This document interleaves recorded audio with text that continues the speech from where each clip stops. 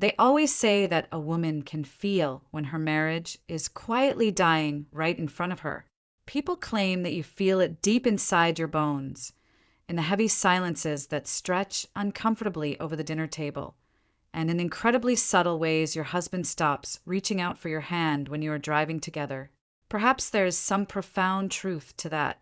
But the heartbreaking reality is that when you truly love someone, you meticulously learn to explain all of those painful silences away.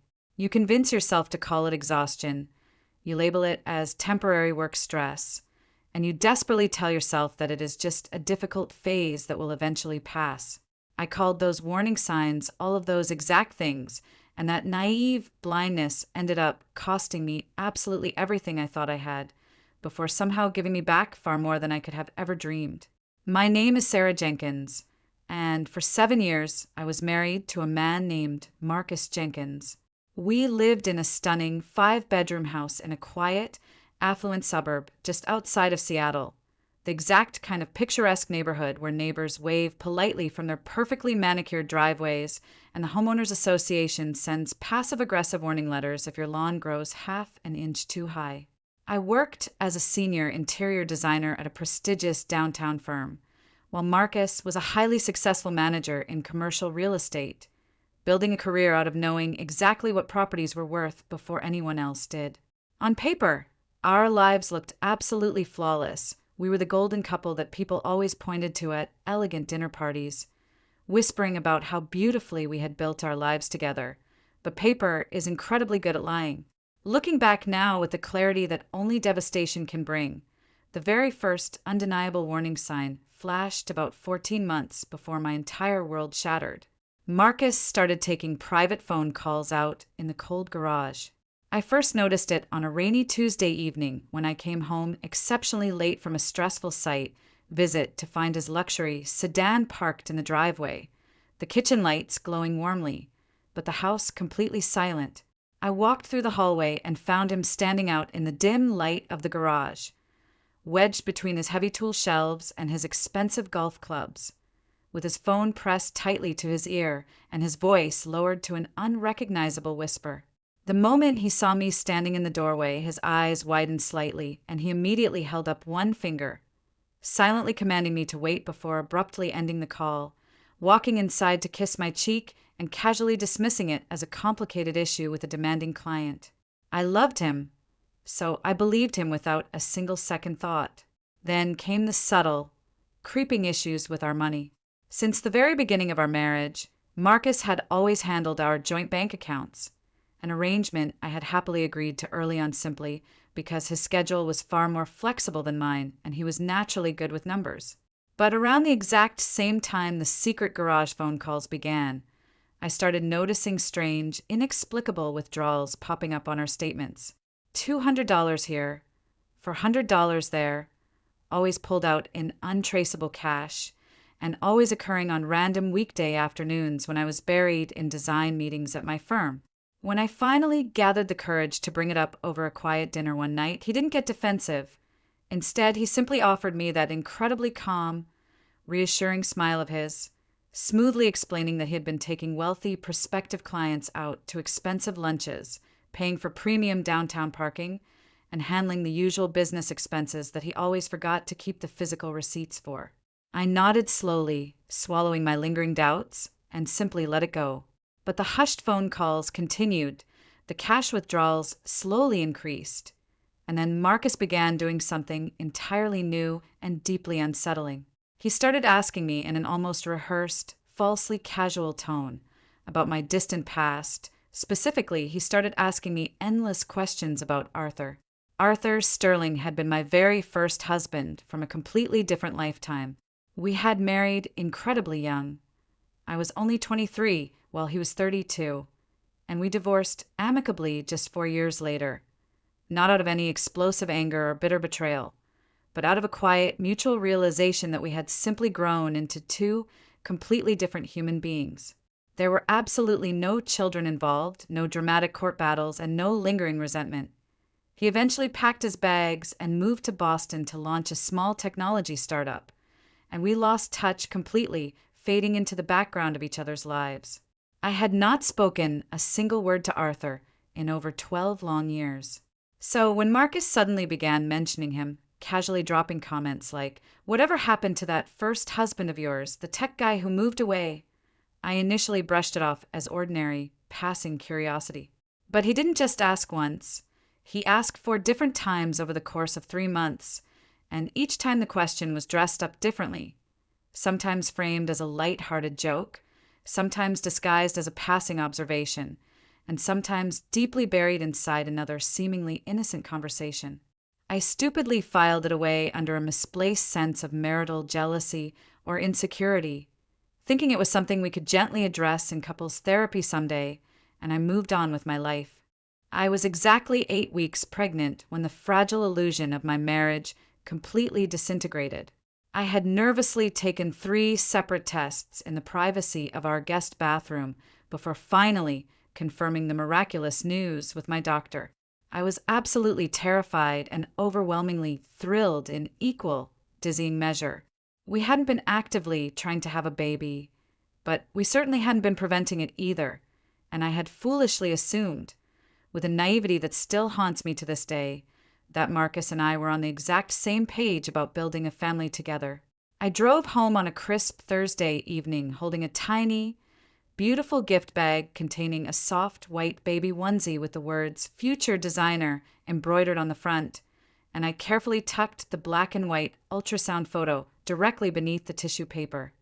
I remember every single agonizing fraction of a second of what happened next.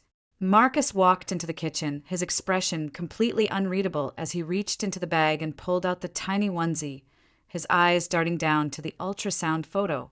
He didn't gasp, he didn't smile, and he didn't cry.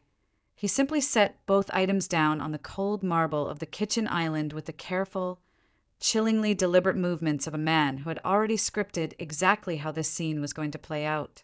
And then he slowly looked up at me with eyes I did not recognize, flat, terrifyingly cold, deeply calculated eyes, and he spoke words that will physically burn in my memory for the rest of my existence. He looked at my stomach and said, "That is not my child." I let out a sharp, breathless laugh, my brain completely short-circuiting because I genuinely thought he had to be making some kind of sick, twisted joke. But not a single muscle in his face twitched. He stepped closer and repeated it, his voice completely devoid of any human emotion, stating firmly that he knew I had been unfaithful to him with a co-worker, that he had secretly suspected my betrayal for months, and that he wanted me to pack my things and get out of his house that exact night.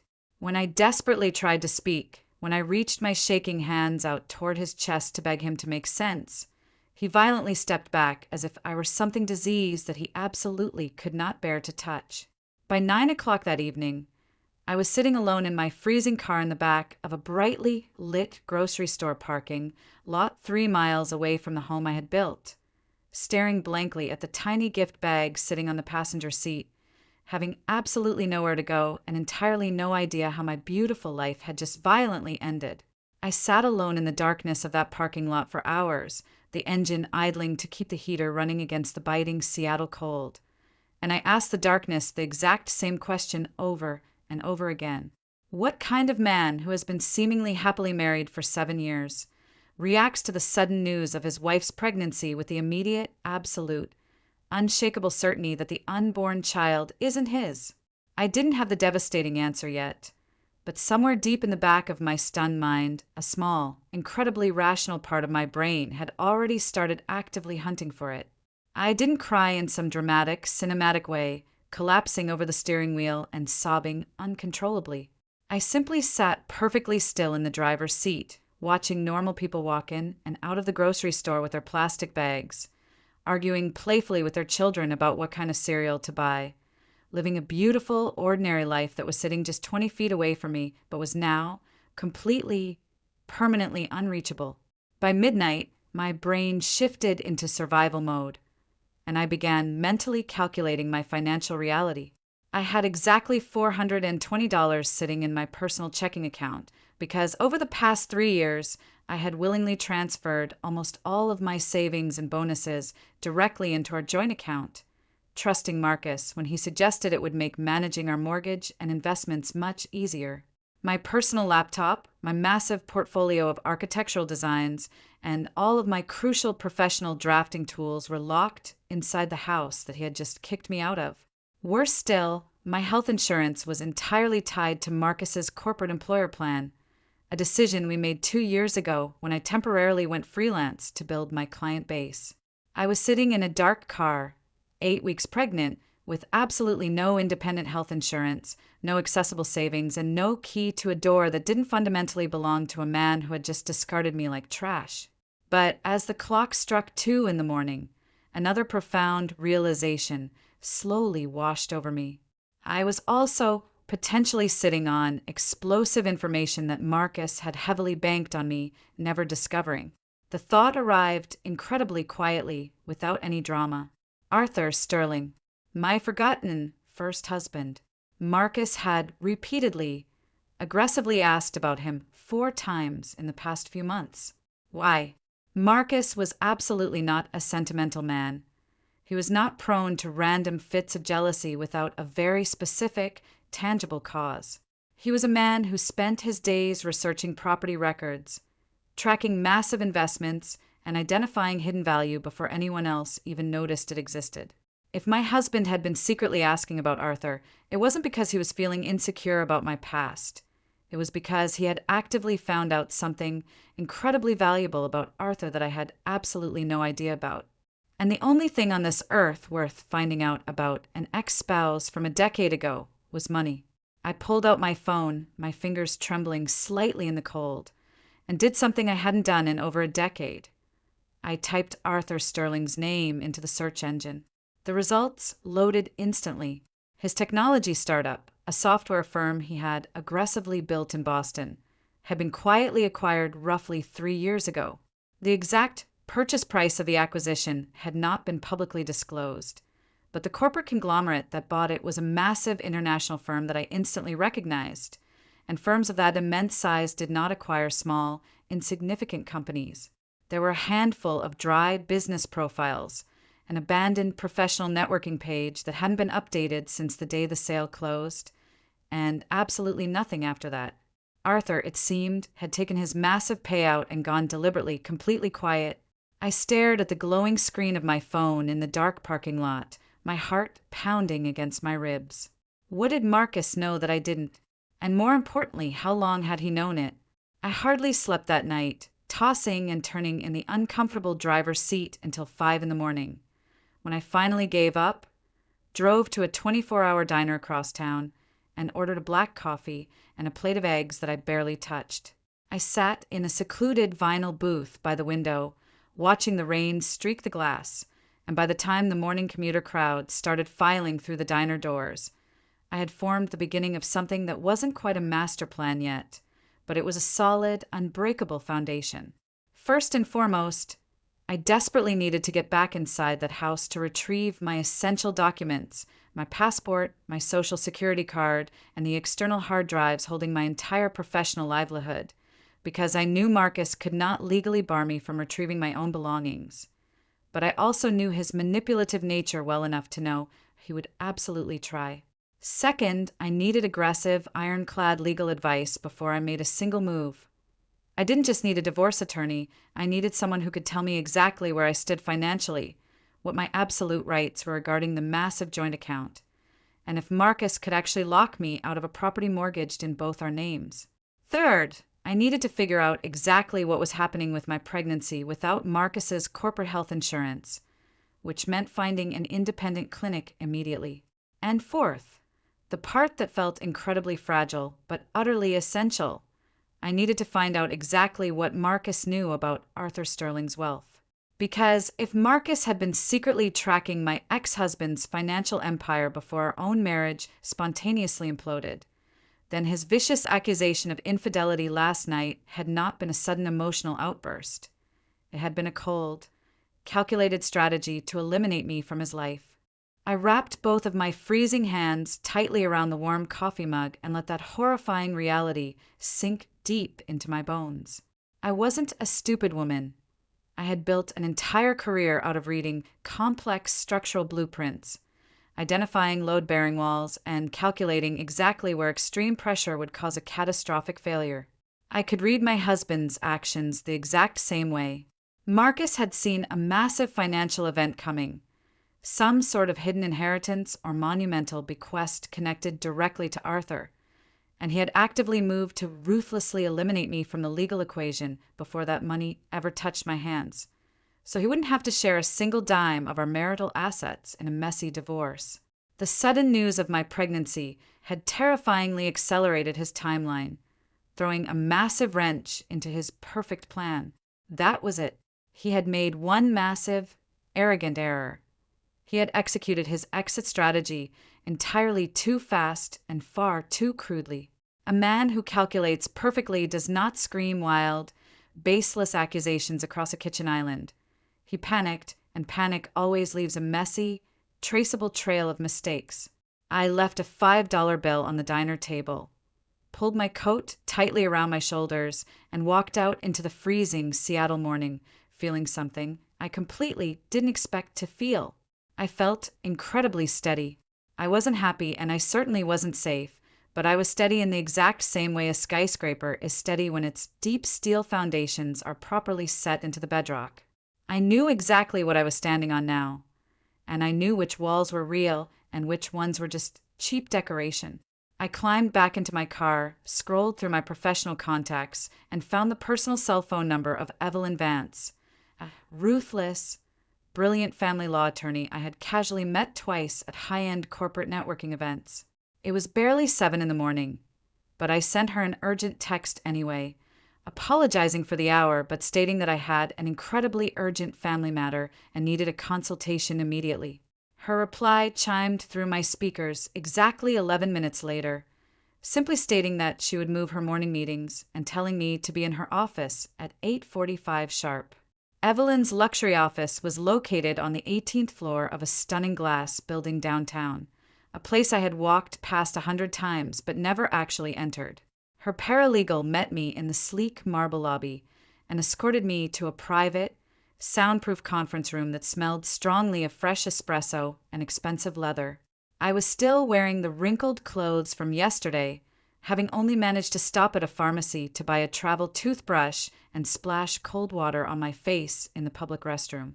Evelyn walked into the room at exactly 8:45, set a thick yellow legal pad down on the polished mahogany table, and looked at me with the level, unshakable expression of a woman who had heard thousands of horrifying tragedies in this exact room and had learned to meet every single one of them with absolute ice. "Tell me absolutely everything," she commanded softly. "Start from the very beginning, and do not edit a single detail for my benefit." I told her everything, letting the entire nightmare spill out of my mouth while she took furious, detailed notes without interrupting me once. When I finally finished my story 25 minutes later, she slowly set down her expensive pen, folded her hands together, and leaned forward. "Let us handle the immediate bleeding first," she said sharply. "The house is legally mortgaged in both of your names, which means he absolutely cannot change the locks or deny you entry. And if he has already done so, we will destroy him civilly today. Secondly, the joint account. I need you to check the balance right this second and see if he has moved the money." She slid her personal phone across the table toward me. I quickly logged into my banking application, my heart pounding in my ears, and stared at the screen. The current available balance was exactly $47. Just 48 hours ago, that exact same account had held just over $68,000 of our shared life savings. I set the phone back down on the mahogany table, my hand surprisingly still. "He moved it all last night," I whispered. Evelyn's expression didn't change a single fraction, but she immediately picked her pen back up. "Check the timestamps on the transfers," she ordered. I scrolled down and confirmed that 4 massive transfers had been executed between 9:42 and 10:15 the previous night, roughly an hour after he had screamed at me to get out of his house, moving the funds into a private offshore account I didn't even recognize. "That is blatant marital asset dissipation," Evelyn stated, writing furiously on her pad, "and it gives us immediate legal grounds to file for an emergency temporary restraining order, freezing all of his personal assets. Now, tell me more about the first husband. I told her everything I knew about Arthur, including the aggressive questions Marcus had been asking and the late-night internet search I had done in the grocery store parking lot. Evelyn listened intently, her sharp eyes calculating the angles. You believe your current husband discovered highly classified information regarding your ex-husband's vast estate and deliberately orchestrated a fraudulent separation to remove you from the marital picture before a massive inheritance could trigger, allowing him to hoard his own wealth, she summarized perfectly, her tone completely flat. I nodded slowly, telling her that it was far more than possible. It was the only thing that made sense of his sudden cruelty. It is an incredibly coherent, devastating motive, Evelyn agreed. And if it is true, it completely changes the entire financial architecture of your divorce case. I want you to do something the minute you leave this office. You are going to contact the State Bar Association's referral network and demand to speak with an elite estate attorney who specializes specifically in high net worth inheritance disputes. You need to officially discover if Arthur Sterling left behind a will, a trust, or any legal document naming you as a beneficiary, because you will not have access to that information without a formal legal inquiry. She then leaned back and gave me strict orders to document every single text, call, and bank statement, warning me to immediately set up a hidden email address that Marcus had absolutely no idea existed. I left her office at 10 in the morning armed with a thick folder of legal intake forms, a massive list of aggressive action items, and something I hadn't felt in over 14 terrifying hours, absolute, razor-sharp direction.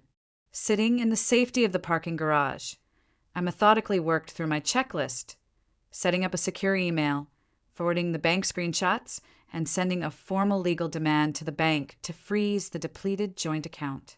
Then, my hand shaking slightly, I searched social media and found Eleanor Sterling, Arthur's older sister, who had always been incredibly kind to me during our brief, youthful marriage.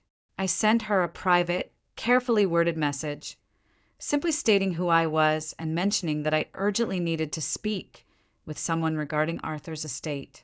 Eleanor called my cell phone less than 30 minutes later, her voice incredibly soft and heavy with grief as she shattered my world for the second time in 24 hours.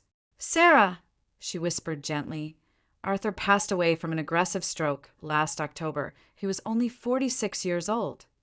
She paused, taking a shaky breath before continuing. "His legal team has been desperately trying to track you down for months. How did you not know?" I closed my eyes, a single tear escaping down my cheek as I told her that my living situation had recently become incredibly complicated. Eleanor sighed softly, revealing that Arthur had never remarried, and that in his final months he had spoken of me often, telling his family that I was the only woman in his entire life who had never wanted anything from him except his heart. She gave me the direct phone number for Harrison Thorne, his elite estate attorney based out of Boston, and urged me to call him immediately. When I hung up the phone, the terrifying geometry of the entire situation clicked perfectly into place. Arthur had been dead for 6 months. Marcus hadn't just suspected something. Marcus had absolutely known about Arthur's death, and he had spent half a year quietly plotting his financial escape, waiting for the perfect moment to discard me before the money arrived.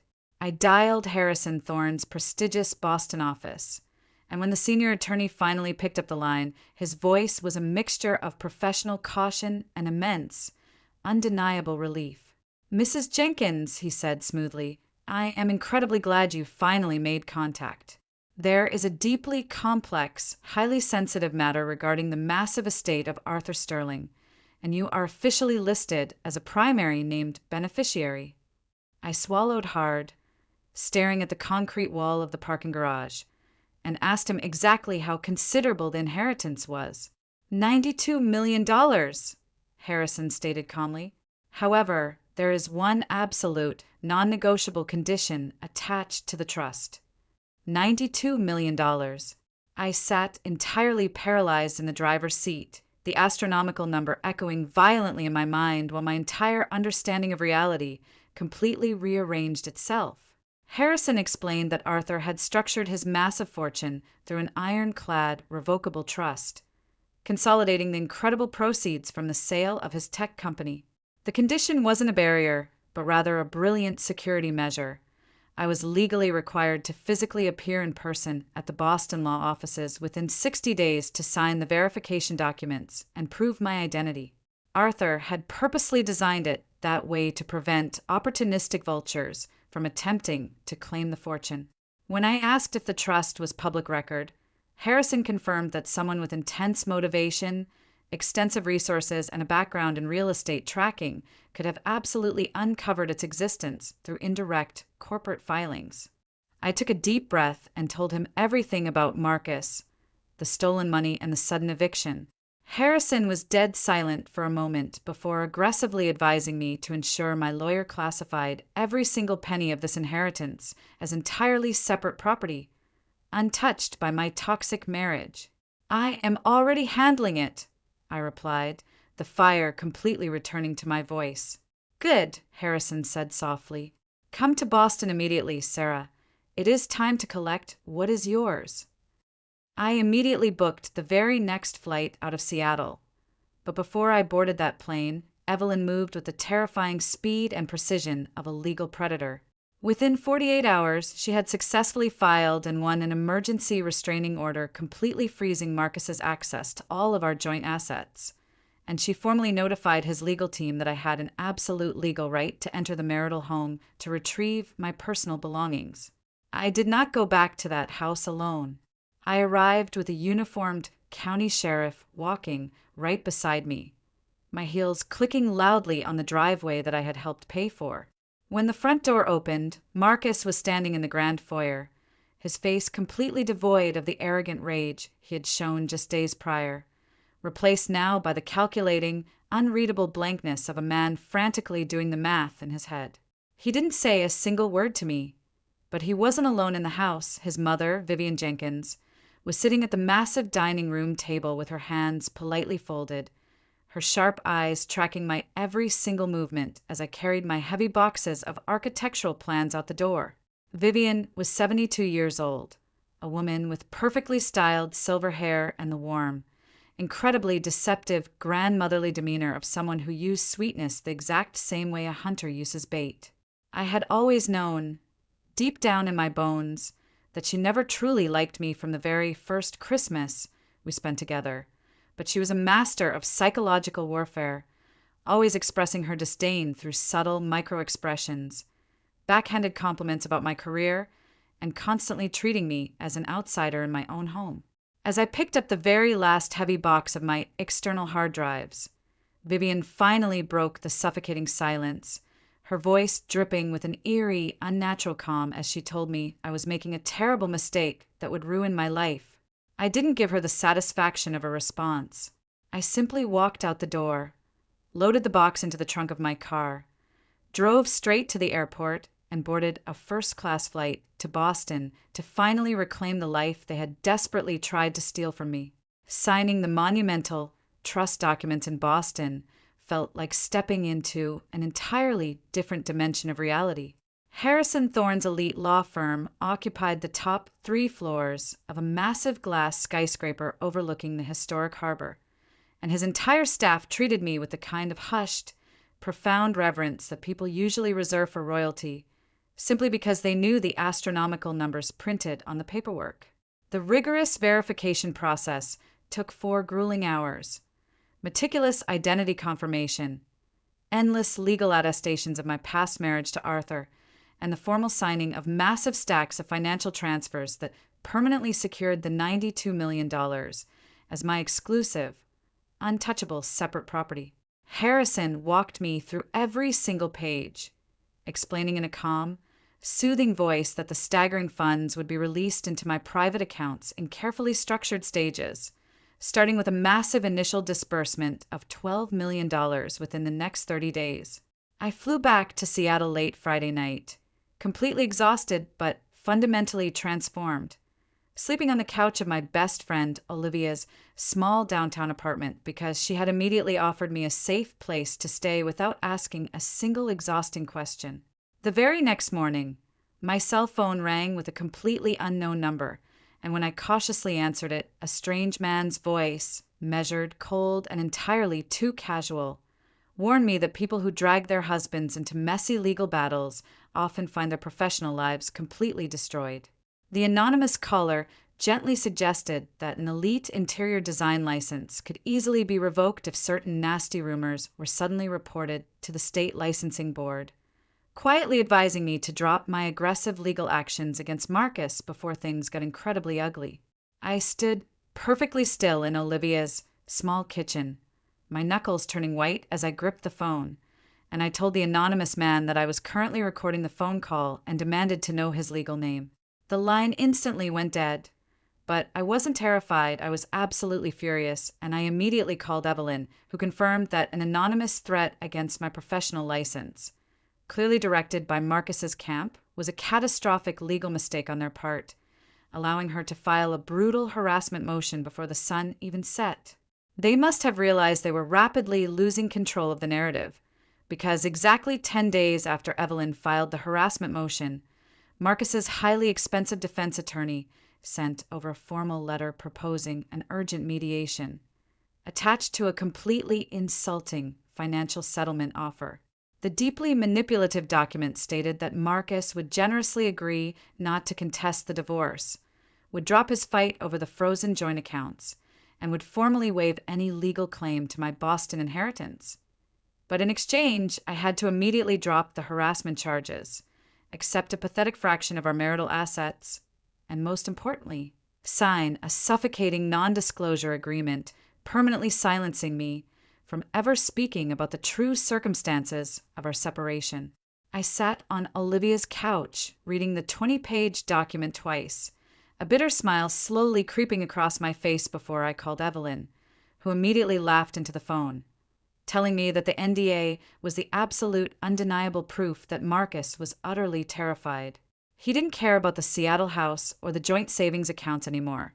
He was desperately trying to buy my total silence because he knew that if the public court records revealed he had been secretly tracking a dead man's estate before throwing his pregnant wife out on the street, his prestigious career in commercial real estate would be instantly, permanently annihilated.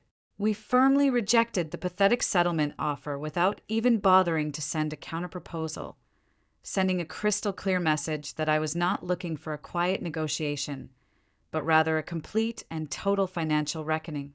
That evening, as the Seattle rain battered against the apartment windows, Olivia sat across from me at the kitchen table, listening intently as I pieced the final, horrifying puzzle together.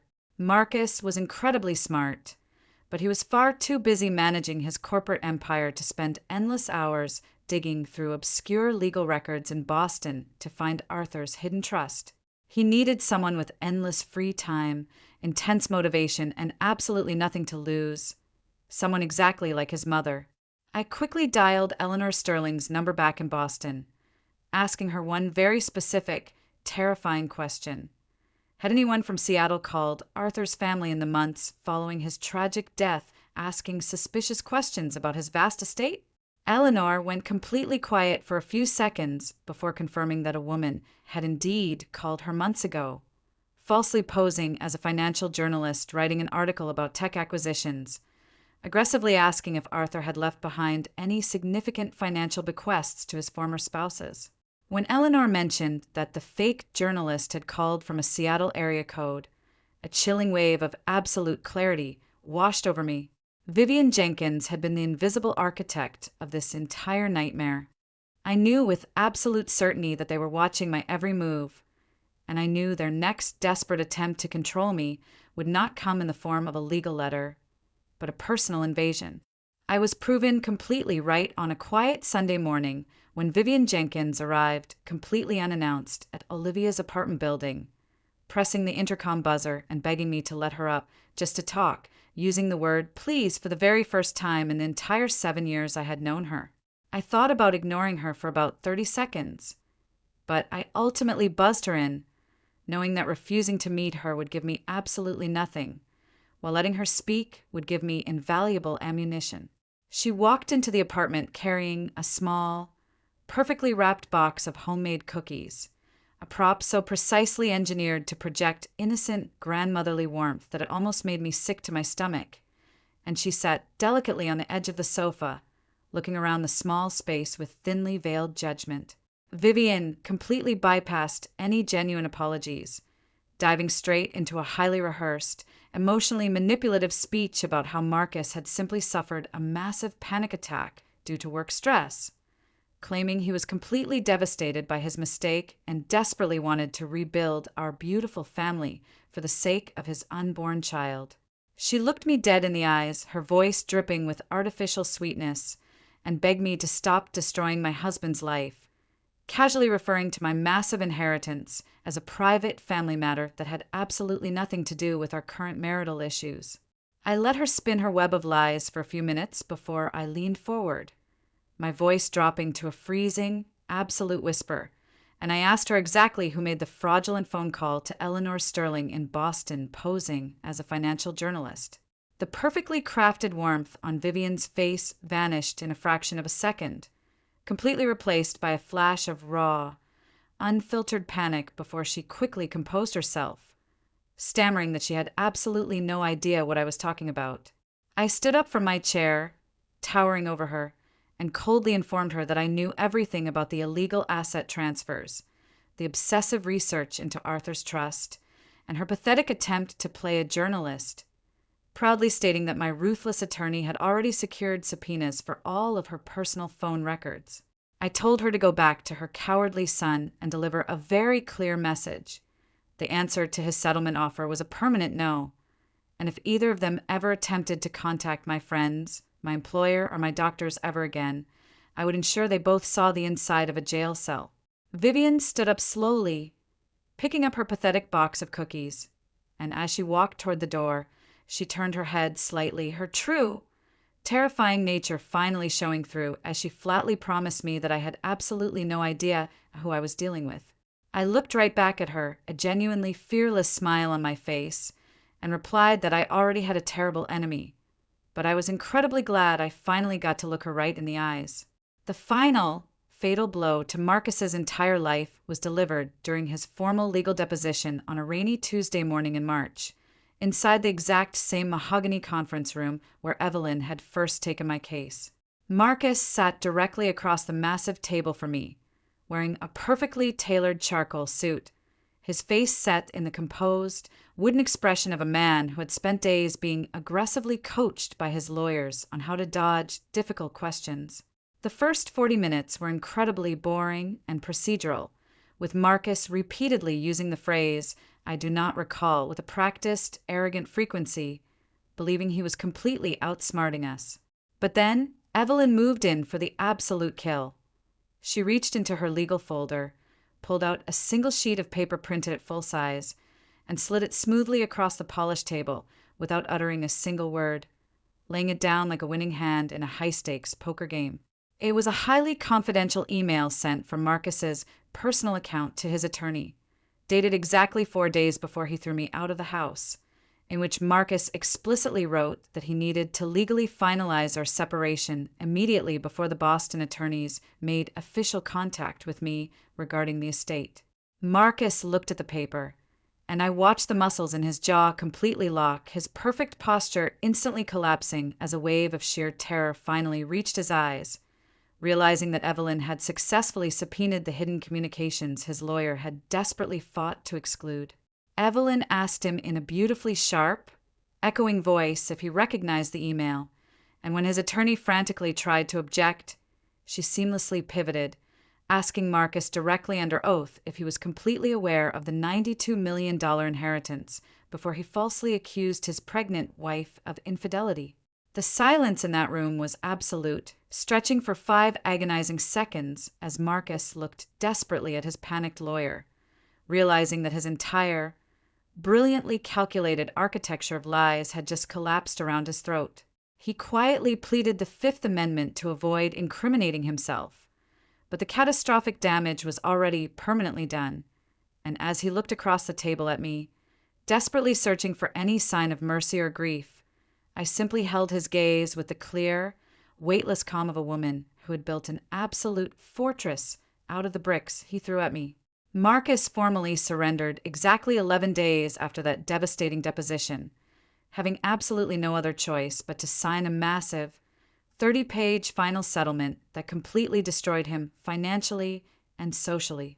He permanently relinquished all legal claims to my Boston inheritance in perpetuity, fully repaid the stolen $68,000 with maximum legal interest, and surrendered 60% of our total marital assets, including handing over the entire deed to the Seattle house and a massive chunk of his corporate business equity. Because the court had found undeniable evidence of his deliberate financial sabotage and bad faith, the gag order was completely thrown out, leaving me entirely free to speak my truth, and a court-ordered prenatal DNA test officially confirmed that Marcus was indeed the biological father of my child, permanently etching his foolish lies into the public record for the rest of his life. The massive initial disbursement of $12 million hit my private bank account on a crisp Wednesday morning in April, and when I saw those impossible numbers glowing on my screen, I didn't cheer or cry. I just placed my hand over my growing stomach and felt my daughter kick fiercely against my palm, a tiny, undeniable heartbeat reminding me that we were finally, permanently safe. My beautiful daughter, Maya, was born on a warm Tuesday evening in July, inheriting her father's dark eyes but undoubtedly carrying my unbreakable stubbornness, and we now live in a stunning, sun-filled home I bought outright in a quiet neighborhood, far away from the toxic judgment of Vivian Jenkins. I proudly open my own independent architectural design firm with my name boldly etched onto the glass doors. And while Arthur's incredible, life-altering gift fundamentally changed what was possible for my future, I have fought fiercely every single day to ensure it never changes the core of who I am. Marcus's commercial real estate firm suffered massive financial contractions over the following year, heavily crippled by the massive equity he was forced to liquidate in our settlement. And while he exercises his legal visitation rights with Maya under strict boundaries, I will never, ever allow him or his manipulative mother to hold any power over my mind again. I sit on my beautiful back porch every single morning, sipping my coffee while Maya sleeps peacefully inside, and I think about that freezing night I spent trapped in my car in a grocery store parking lot, feeling like my entire world had violently ended. If this agonizing journey has taught me anything, it is that the deeply toxic people who desperately try to diminish you, control you, or throw you away are always banking heavily on one single, fatal flaw. They're counting on the fact that you do not know your own immeasurable worth. They counted on my fear, they counted on my silence, and they were completely, devastatingly wrong. So please, whatever dark room you find yourself trapped in today, document absolutely everything, find your courage, and never, ever sign away your beautiful voice.